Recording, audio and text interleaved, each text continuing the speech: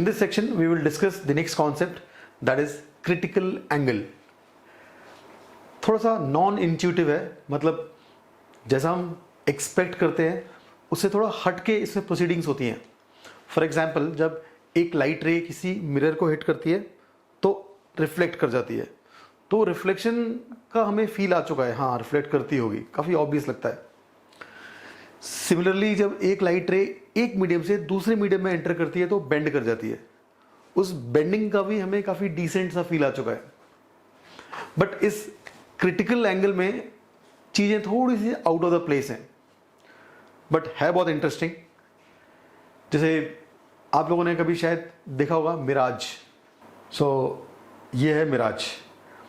इसमें कभी जब आप कार में ट्रैवल कर रहे हैं, बहुत गर्मी है, तो रोड पे ना कुछ ऐसा फील आता है कि आगे पानी है, बट आगे पानी होता नहीं है. और जब हम आगे पहुंचते हैं तो हमें समझ में आता है कि अरे वो तो प्लेन रोड था, और कुछ तो लाइट का रिफ्लेक्शन टाइप हो रहा था, तो हमें वहाँ पर पानी का एक इल्यूजन क्रिएट हो गया. बहुत पहले इसके बारे में अलग ही थ्योरी थी. लोग सोचते थे कि साइकोलॉजिकल है. जैसे बहुत बड़े गर्म रेगिस्तान में, डेजर्ट में, जब लोग पानी के लिए बहुत ज़्यादा डेस्परेट होते हैं, ढूंढ रहे होते हैं पानी हर जगह, तो उन्हें ना ये सब दिखने लगता था. तो लोगों का कहना था कि ये साइकोलॉजिकल है, आप इतना डेस्परेट हो पानी के लिए कि आपको पानी दिखने लगता है. बट ऐसा नहीं है, इसके पीछे एक साइंटिफिक रीज़न है एक्चुअली, वो है क्रिटिकल एंगल. तो ध्यान से सुनना, it's a very interesting topic. But समझने के लिए इसका एक प्री रिक्विजिट है, आपको एक चीज़ पहले से आनी चाहिए, वो है स्नेल्स लॉ. तो मैं एज्यूम कर रहा हूँ कि आपने मेरा पहले वाला सेशन देखा हुआ है. तो ठीक है, इस क्रिटिकल एंगल को समझने के लिए एक छोटा सा एग्जांपल लेते हैं. इस प्लेन ने पूरे स्पेस को दो सेक्शंस में डिवाइड कर दिया है, ऊपर x और नीचे y. सो ऊपर का जो सेक्शन है उसका रिफ्रैक्टिव इंडेक्स दिया हुआ है 1, म्यू एक्स इज 1, और नीचे वाले का इंडेक्स दिया हुआ है 5/3. अभी एक रे इंसिडेंट होती है इस पे विद एंगल 30 डिग्री. ठीक है, तो क्वेश्चन ये पूछता है कि what will be the angle of refraction. So pause the video and solve it yourself. Okay.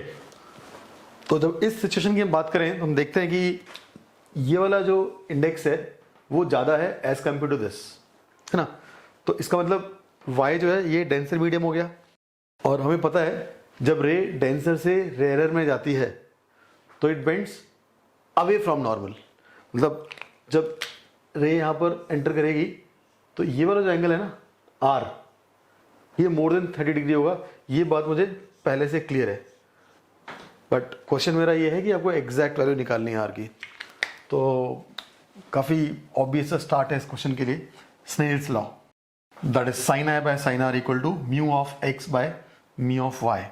तो इसमें i की वैल्यू पुट करेंगे हम 30 डिग्री, म्यू x की वैल्यू पुट करेंगे हम 1, और म्यू वाई की वैल्यू पुट करेंगे हम 5/3. Then you just need to solve this simple equation. So sine I को पुट कर दिया मैंने हाफ, हाँ, and simplifying it I get this, and finally sine R equal to 5/6. तो इससे हम बोल सकते हैं कि आर की जो वैल्यू है वो हो जाएगी साइन इनवर्स 5/6. कोई स्टैंडर्ड वैल्यू है नहीं है एक्चुअली, लेकिन फिर भी मैं बता देता हूँ, इसको लगभग 53.5 डिग्री माना जा सकता है. तो इसका मतलब ये हुआ कि जब 30 डिग्री से रे इंसिडेंट होती है तो निकलते टाइम वो 53.5 डिग्री बना देती है. एग्जाम के पॉइंट ऑफ व्यू से आप इसको जस्ट ऐसे छोड़ सकते हो, फाइन. वो तो मुझे इसकी वैल्यू मालूम थी तो मैंने यहाँ पर लिख दी exactly, but it is not expected कि आपको ये एग्जैक्ट वैल्यू पता हो. तो 53.5 डिग्री हो गया. अब एक काम करते हैं, इस इंसिडेंट एंगल को थोड़ा चेंज करते हैं. 30 डिग्री से चेंज करके मैं मान लो उसको करता हूँ से 37 degree. Then let's see what happens. तो जब ये आई की वैल्यू 37 डिग्री हो जाएगी, है ना, मतलब मैं इसको 37 पुट करूंगा, तो sine I is 3/5. So accordingly I write the equation. So sine 37 is 3/5 by sine R equal to 3/5. और जब इसको सॉल्व करते हैं तो साइन आर की वैल्यू मिलती है 1, and hence R is equal to 90 degree. तो बड़ी ज़बरदस्त सी वैल्यू है, R is equal to 90 degree. तो आपको थोड़ा फील आ गया होगा कि अरे यहाँ तो मतलब कुछ तो स्पेशल हो गया यहाँ पे। देखो आर 90 डिग्री का मतलब होता है कि ये जो आपकी इंसिडेंट रे है जब यहाँ एंटर मारेगी तो वो ऑलमोस्ट ग्रेस करेगी इसके साथ, ऑलमोस्ट ग्रेस करेगी, right, because this is angle of refraction which is 90 degree. तो थोड़ा आइडिया लग गया होगा आपको कि it's a very very special value है। 37 डिग्री जो है ये थोड़ी सी स्पेशल वैल्यू है यहाँ पे, बिकॉज उससे जब छोटी वैल्यूज ली गई थी एंगल ऑफ इंसिडेंस की, है ना, 37 डिग्री से छोटी वैल्यूज ली गई थी, सिर्फ 30 degree, may be 29 degree, 20 degree, तो उन केसेस में ये रे यहाँ पर बाहर निकल रही थी कुछ इस तरह का एंगल बना के। लेकिन जब इस एंगल ऑफ इंसिडेंस को बढ़ाते बढ़ाते बढ़ाते 37 डिग्री कर दिया तो वो वाली रे जो नीचे आते आते आते ऑलमोस्ट 90 डिग्री बन गई, राइट। मैं वापस इस पॉइंट को रिपीट करता हूँ।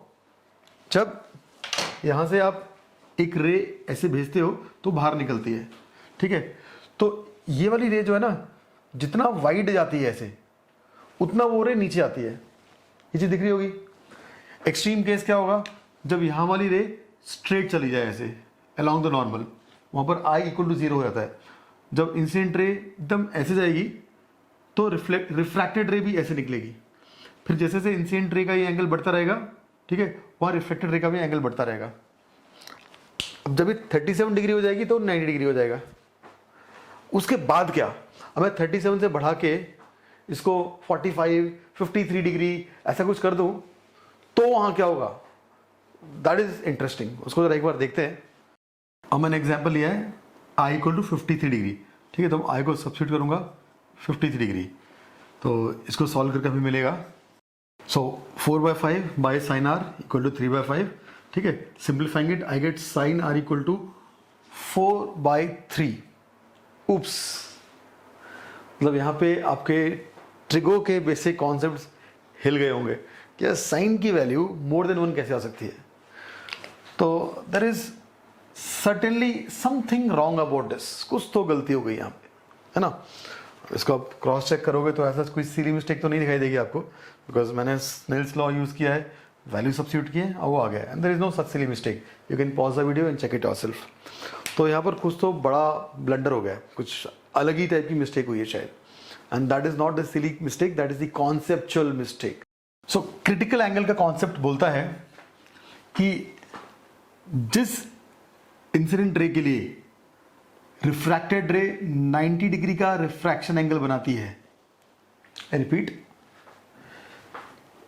कोई इंसिडेंट रे जैसे इस केस में 37 डिग्री वाली है, हाँ, इसके लिए एंगल ऑफ रिफ्रैक्शन 90 डिग्री होता है, ठीक है। और ये कब होता है, जब रे डेंसर से रेयरर में जा रही है, क्योंकि अगर आपने रेयरर से डेंसर में रे को भेज दिया तो रे will always bend towards normal, है ना। तो रेयरर से डेंसर में अगर रे जाएगी तो नॉर्मल की तरफ ही जाएगी, तो यहाँ तो कोई चांस ही नहीं है कि ये 90 डिग्री पे जाए, वो और अंदर चली जाती है। तो ये क्रिटिकल एंगल का जो कॉन्सेप्ट है ये वैलिड तभी है जब रे डेंसर से रेयरर पे जाती है। फॉर क्रिटिकल एंगल रे शुड एंटर रेयरर मीडियम, ये लिखने की जरूरत नहीं है कि फ्रॉम डेंसर, वो रेयरर में जा रहा है, इसका मतलब ये है कि वो डेंसर से आ रहा है ना। दो ऑब्जेक्ट है, मैं बोलता हूं कि ये वाला भारी है तो इसका मतलब ये होता है कि ये वाला हल्का होगा, ओके। तो इस केस में 37 डिग्री वाला जो है वो डेंसर से रेयरर जाता है और ग्रेज करना स्टार्ट कर देता है। तो बाकी को मैं जरा रब कर देता हूं। तो इसे हम कहते हैं critical angle and we represent it by C. तो कौन सा एंगल होता है ये, देखो, जब रे डेंसर से रेयरर में जाती है तो वो नॉर्मल से अवे बेंड होती है। अब वो वाला एंगल ऑफ इंसिडेंस जिसके लिए एंगल ऑफ रिफ्लेक्शन 90 डिग्री बन जाए, उस एंगल ऑफ इंसिडेंस को हम क्रिटिकल एंगल बोलते हैं। तो इन दिस सिचुएशन हमने देखा था कि जब हमारा एंगल ऑफ इंसिडेंस 37 डिग्री था तो एंगल ऑफ रिफ्रैक्शन 90 डिग्री बन गया था। तो ये है हमारा क्रिटिकल एंगल इस सेटअप के लिए। और अगर आपको मान लो क्रिटिकल एंगल की वैल्यू निकालनी है, वो दी नहीं गई है, तो बहुत आसान है निकालना। तो हम बेसिक स्नेल्स लॉ यूज करते हैं और इसमें पहले से ही आर को 90 डिग्री सब्स्टिट्यूट कर देते हैं, right, because here we are doing the back calculation. हमें क्या निकालना है, क्रिटिकल एंगल, है ना। पहले केस में एंगल दिया था आर निकालना था, बट इस केस में मुझे बोला गया क्रिटिकल एंगल की वैल्यू निकालो। तो क्रिटिकल एंगल की डेफिनेशन ये है कि इसका एंगुलर रिफ्रैक्शन 90 डिग्री हो जाना चाहिए। तो एंगुलर रिफ्रैक्शन जो है उसको पहले 90 पुट कर दिया, and doing the back calculation I get the value of I. तो म्यू एक्स को 1 पुट किया, म्यू आई को 5/3 पुट किया, ठीक है। अभी simplifying this equation I get sine I by 1 equal to 3/5, और यहाँ से भी हम आराम से निकाल सकते हैं आई की वैल्यू कितनी है इसमें, 37 degree, right. So this I is the value of critical angle, okay. मगर ध्यान रहे क्रिटिकल एंगल की डेफिनेशन तभी एग्जिस्टेंस में आएगी जब वेव या लाइट वेव या रे डेंसर से रेयरर में एंट्री मारती है, उल्टे में नहीं हो सकता, ये हम पहले डिस्कस कर चुके हैं। तो एक छोटा सा प्रैक्टिस प्रॉब्लम लेते हैं। अभी ये प्लेन इस पूरे स्पेस को 2 सेक्शन से डिवाइड करता है, ऊपर वाले का इंडेक्स है √2, नीचे वाले का है 1। Question is find the critical angle. So pause the video and solve it yourself, okay. तो इस क्वेश्चन को वैसे तो ऑलमोस्ट ओरली सॉल्व किया सकता है, बट फिर भी मैं इसको ना थोड़े से बेसिक कॉन्सेप्ट से रिलेट करके वापस से सॉल्व करूंगा, सो दैट थोड़ी सी आपको प्रैक्टिस और हो जाए।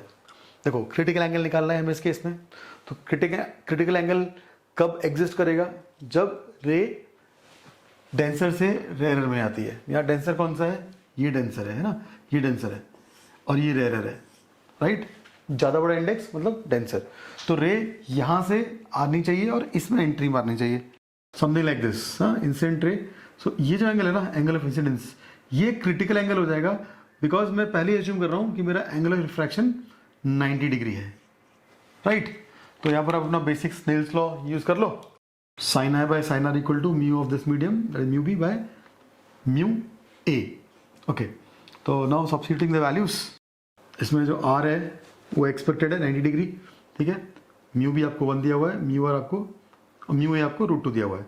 सो simplifying this equation I get sine I equal to 1/√2 and hence I equal to 45 degree.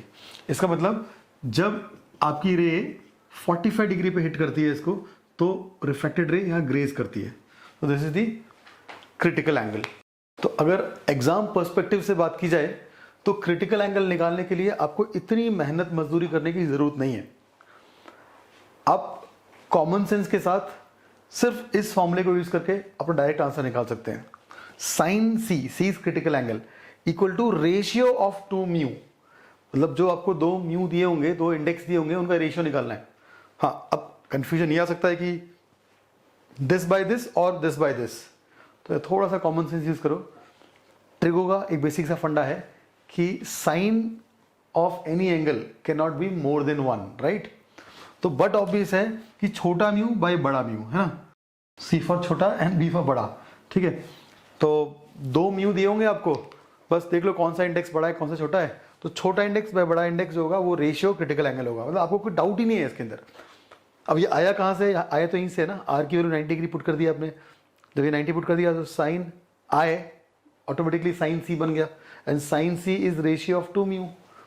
But वहाँ पर हमें कई चीज़ देखनी पड़ रही थी, हमें ये देखना पड़ रहा था कि रे को डेंसर से रेयर पे भेजना है, फिर हमें ये देखना पड़ रहा था कि यहाँ पे उसको 90 डिग्री बनाना है, और in fact things could be verse अगर यहाँ पर मल्टीपल स्लैब्स यूज हो जाती। फॉर एग्जाम्पल कुछ इस तरह से 2-3 स्लैब्स होती हैं, यहाँ पे रे ऐसे आती है, फिर बेंड होती है, फिर ऐसे आती है, बेंड होती है, तो यहाँ पर हो सकता है कि ये मीडियम जो है ये इसके हिसाब से डेंसर हो मगर इसके हिसाब से रेयरर हो, ठीक है।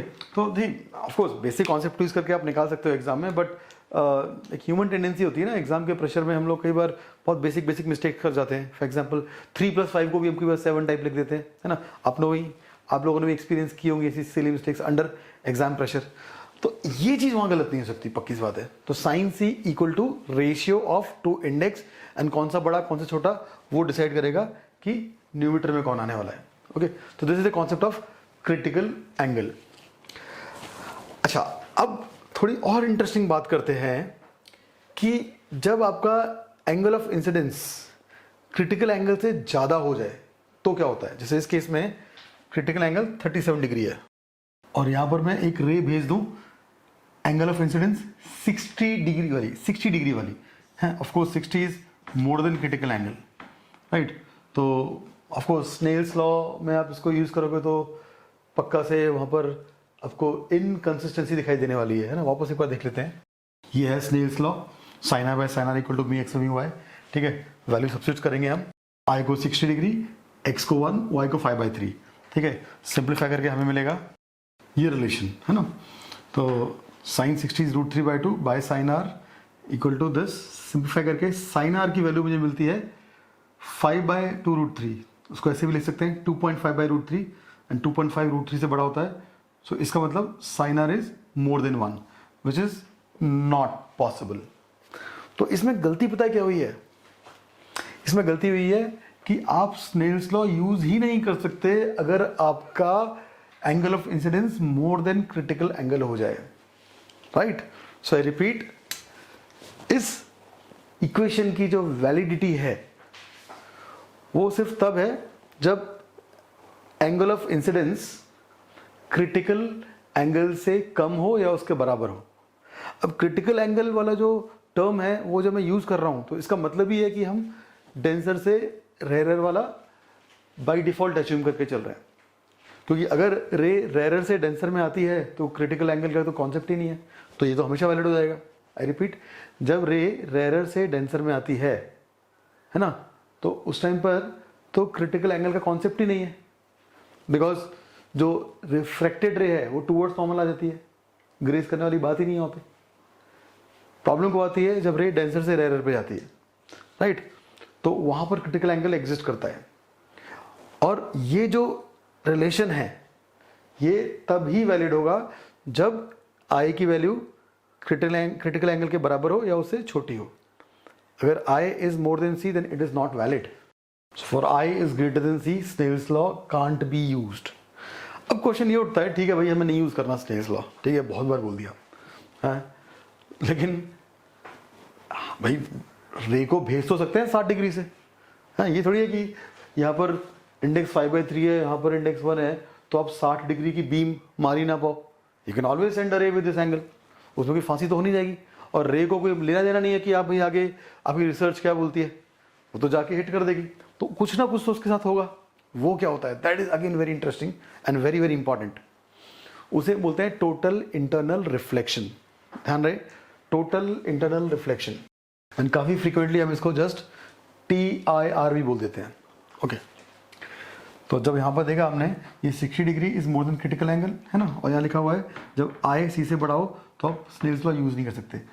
तो उस टाइम पे क्या होता है कि ये जो सरफेस है ना, ध्यान सुनना, ये जो सरफेस है ये एक मिरर का काम करता है, ये एक शीशे का काम करता है।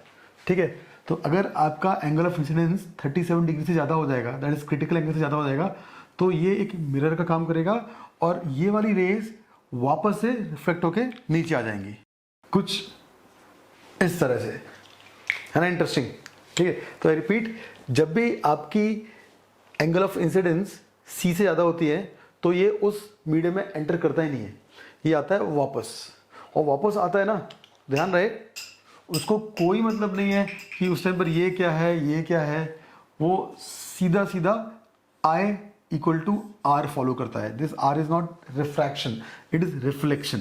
पूरी की पूरी लाइट वापस आ जाती है, इसीलिए हम इसको बोलते हैं टोटल इंटरनल रिफ्लेक्शन। कुछ और एग्जांपल्स लेता हूं इसके मैं। ये रे ऑफ लाइट जो है ये ऊपर जा रही है, ठीक है, ऊपर जा रही है, मस्त ऊपर जा रही है, छत पे अंधेरा कर रखा है, छत पे उजाला कर रखा है, राइट। ओके, अब मैं इसको यहां से भेजता हूं, कैन यू सी दैट ये बेंड हो रही है अंदर, हाँ दिख रहा है कि दिख रहा, can you see this thing, ये लाइट वापस अंदर जा रही है, दिस रे बेंड्स, और ऐसा लगता है कि ऊपर मिरर लगा दिया है, ठीक है। ऐसा क्यों हो रहा है पता है, जब हमने ऐसे इसको मारा था ना तो ये क्रिटिकल एंगल से कम था, शार्प था ये। I will explain that once again, ठीक है, ऑन बोर्ड। और आपने ऐसे फेंका तो ये क्रिटिकल एंगल से बढ़ गया, तो ऊपर वो मिरर बन गया, right. See it's a mirror now, घुस जाओ उसके अंदर पूरा एक बार, ठीक है। जैसे ये एक जेनरिक केस है, कोई वैल्यू मैं सब्स्टिट्यूट नहीं कर रहा हूं यहां पर, जस्ट मान के चल रहा हूं कि एक रे आके हिट करती है, ये क्रिटिकल एंगल, ठीक है, और ये ग्रेस करती है। तो बट नेचुरल है आपका, ये डेंसर रहा होगा, ये रेयर रहा होगा। तो अब ये जो लाइन है ना, इस पूरे के पूरे सेक्शन को दो पार्ट में डिवाइड कर देती है। It divides the whole section into two parts. तो जो भी रेज इसके अंदर से जाएंगी, से यहाँ से जाएंगी, ठीक है, उनमें आप देख सकते हो आई की वैल्यू सी से कम है ना। तो यहाँ पर स्नेल्स लॉ वैलिड है, और ये रेज वहाँ पर इस तरह से ट्रांसमिट रिफ्रैक्ट हो जाएंगे, ठीक है। और इस आर को आप स्नेल्स लॉ से निकाल सकते हो, sine I by sine R equal to mu of this by this. Okay, तो वापस देखो, ये ब्लू वाली जो है ये क्रिटिकल एंगल वाली रे है, ये ग्रेस कर गई। इसके अंदर जो भी रेज आएंगी, यहाँ पर जो भी रेज आएंगी, ठीक है, वो सब इस तरह से रिफ्रैक्ट हो जाएंगे। अब इंटरेस्टिंग चीज वहां पर आती है जब आपकी रेज इसके बियॉन्ड होती है, मतलब यहाँ से एंट्री मारती है, यहाँ से एंट्री मारती है। तो ये वाली जो रेज है ना, जो यहाँ से एंट्री मारती है, ये वापस से ऐसे रिफ्लेक्ट हो जाती है, ठीक है। कोई भी रे ले लो यहाँ पर, ये वापस ऐसे रिफ्लेक्ट हो जाएगी, और इनका एंगल ऑफ इंसिडेंस जो होता है वो एंगल ऑफ रिफ्लेक्शन के बराबर होता है। सो काफ़ी इंटरेस्टिंग क्वेश्चन है। इसमें बोलता है find the area of the illuminated disc on the surface of the lake. तो एक्चुअली क्या है, एक लेक है, ठीक है, ये जो लाइन है ना, इसके नीचे लेक है, और लेक का इंडेक्स दिया है 5/4। लेक के ऊपर एयर है, उसका इंडेक्स दिया है 1, ठीक है। और लेक के अंदर एक बल्ब है, ठीक है, जो कि इस लेक के सरफेस से 20 मीटर नीचे है। लेक मतलब झील है ना, तो झील के अंदर एक बल्ब है 20 मीटर नीचे। तो उस बल्ब से जो रोशनी बाहर आएगी ना, उसकी वजह से इस झील के सरफेस के ऊपर एक बड़ा सा एक सर्कल दिखाई देगा, इल्यूमिनेटेड, मतलब वो ऐसे जलता हुआ कि वहाँ से लाइट आती दिखाई देगी। एक डिस्क दिखाई देगी जिसमें से लाइट बाहर आ रही है। तो वो डिस्क क्यों दिखाई देगी, और दूसरा क्वेश्चन, दिखाई देगी तो उसका एरिया कितना होगा, ठीक है, फाइंड द एरिया। तो pause the video and try to solve it yourself. तो इस क्वेश्चन में फटाफट आपको हिंट लगनी स्टार्ट हो जाएगी, स्पेशली जब आप क्रिटिकल एंगल के कुछ और क्वेश्चन प्रैक्टिस कर चुके होंगे। तो वो हिंट आपको ये लगेगी कि भाई डिस्क इसलिए बन रही है बिकॉज कुछ रेज इसमें बाहर जाएंगी, कुछ रेज बाहर नहीं जाएंगी। देखो सीधी बात है, नीचे डेंसर मीडियम है, ऊपर रेयर मीडियम है ना, डेंसर है रेयर है, ठीक है। तो फिर अगर कोई रे जब क्रिटिकल एंगल से यहाँ जाएगी, तो हम कई बार पढ़ चुके हैं कि वो ग्रेस करेगी, ठीक है। अब इससे अंदर वाली जो रेज हैं ऐसी वाली, वो तो बाहर निकल जाएंगी, बट जो रे इसके बियॉन्ड आ रही है, यहाँ से आ रही है, वो कभी बाहर जा ही नहीं पाएंगी, वो अंदर आ जाएंगी, राइट। तो इस केस में क्या हो रहा था, जो पॉइंट ऑफ ऑब्जर्वेशन था ना वो एक ही था, हम रेज के एंगल चेंज करते आ रहे थे। ध्यान सुनना, इस केस में पॉइंट ऑफ ऑब्जर्वेशन एक ही था, और डिफरेंट रेज के डिफरेंट ऑप्शंस आ रहे थे हमारे पास। बट यहाँ पर क्या है ना, सोर्स एक ही है, ठीक है। आप ये नहीं बोल सकते कि भाई इस पॉइंट पे एक रे ऐसी आएगी और एक रे ऐसी आएगी और एक रे ऐसी आएगी, ऐसा नहीं होगा। इस पॉइंट पे आने वाली रे यहाँ से आएगी ना, तो बट नेचुरल है कि उसके पास सिर्फ और सिर्फ यही वाला ऑप्शन रहेगा, सिर्फ यही एंगल रहेगा, ठीक है। हाँ, बट इंपॉर्टेंट चीज़ ये है कि यहाँ से आने वाली दूसरी रे जो यहाँ आगे हिट करेगी, उसका एंगल ऑफ इंसिडेंस डिफरेंट हो जाएगा, ठीक है। तो आप देख पा रहे हैं कि ये जो एंगल ऑफ इंसिडेंस है ये चेंज होते रह रहा है, प्रिसाइजली बढ़ते जा रहा है जैसे सब दूर जा रहे हैं, ठीक है। तो एक पॉइंट ऐसा आएगा जहां पर ये angle of incidence critical angle हो जाएगा, राइट। तो उसको देखते हैं हम यहाँ पर। तो मैंने मान लिया कि भाई यहाँ पर आपका क्रिटिकल एंगल बन रहा है, ओके। तो क्रिटिकल एंगल की वैल्यू क्या है वो निकाल ली हमें अच्छी तरह से आती है कि भाई साइन सी इक्वल टू छोटा म्यू बाय बड़ा म्यू, है ना। तो 1/5/4। So sine C comes out to be 4/5 and hence C is 53 degree, मतलब 53 डिग्री आपका क्रिटिकल एंगल है, ओके। तो अगर ये पॉइंट इस रे को रिप्रेजेंट करता है जो क्रिटिकल एंगल से हिट कर रही है, तो ये आपका हो जाएगा 53 डिग्री, ओके। और ये रे ऐसी चली जाएगी। अब आपको ना काफ़ी आइडिया लग गया होगा इसमें क्या होने वाला है।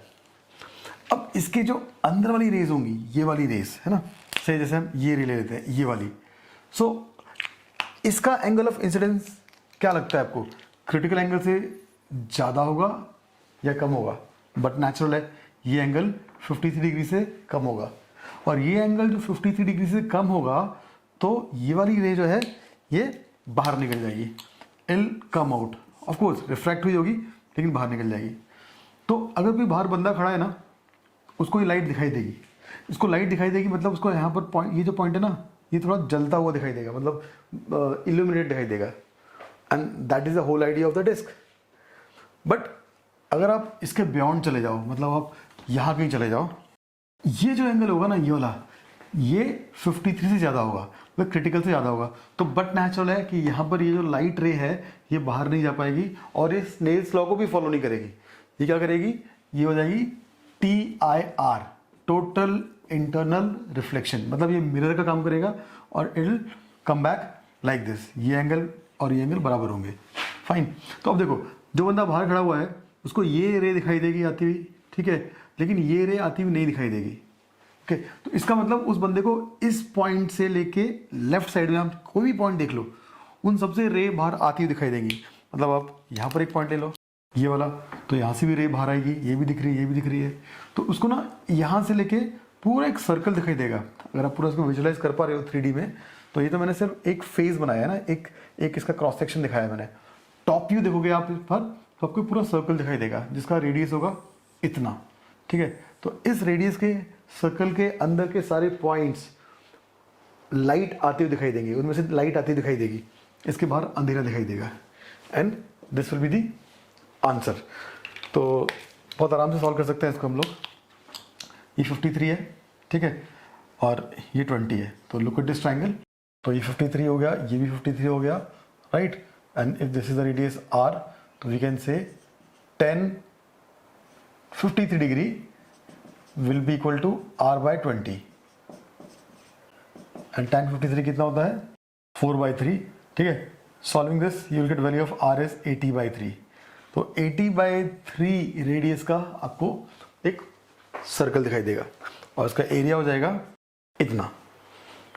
ओके, इसमें एक छोटा सा इंटरप्रिटेशन और है जो आपके काम आ जाएगा, स्पेशली व्हेन क्वेश्चन डिफिकल्ट हो जाते हैं. तो आप बहुत ज़्यादा बेसिक से नहीं सोच सकते, आपको कई चीज़ें इंट्यूटिवली भी समझ में आनी चाहिए. तो जैसे हमने यहाँ बात की थी क्रिटिकल एंगल के बारे में, तो उसमें डेंसर से रेयर में जाते टाइम पर अगर रे सी से हिट करती है तो ग्रेज करती है.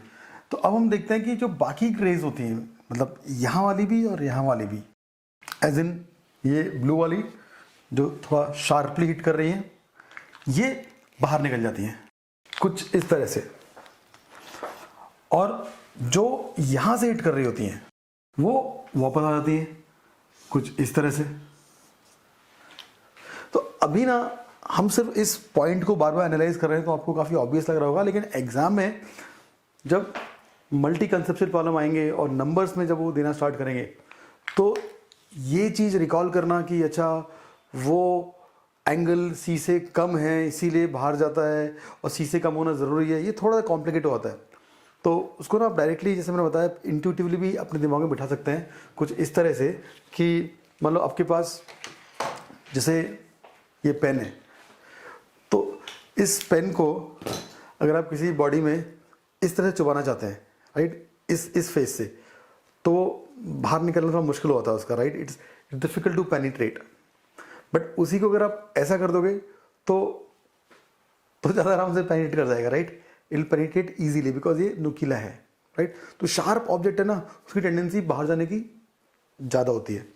तो अब इसी चीज़ को यहाँ पर भी थोड़ा सा रिलेट कर सकते हैं कि जो ब्लू वाला जो जोन है, मतलब ये वाली जो रेज हैं, ये तो शार्पली हिट करती हैं, तो उनकी टेंडेंसी बाहर जाने की ज़्यादा होती है एज कम्पेयर टू दीज.